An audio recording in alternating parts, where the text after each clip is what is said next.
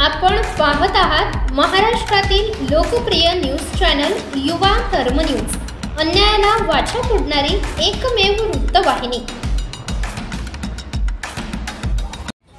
पथारी विक्रेत्यांच्या हक्कासाठी जोरदार हल्लाबोल आंदोलन।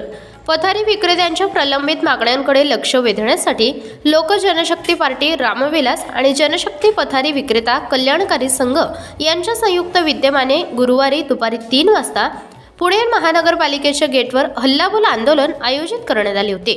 या आंदोलनात जनशक्ती पथारी विक्रेता कल्याणकारी संघाचे अध्यक्ष संजय आल्हाट, कन्हैया पाटोळे, कल्पना जावळे, के.सी. पवार, राहुल उभे, ॲडव्होकेट अमित दरेकर, सुहास साबळे, योगिता साबळे, अख्तर खान, कुसुम दहिरे तसेच शेकडो पथविक्रेते सहभागी झाले होते।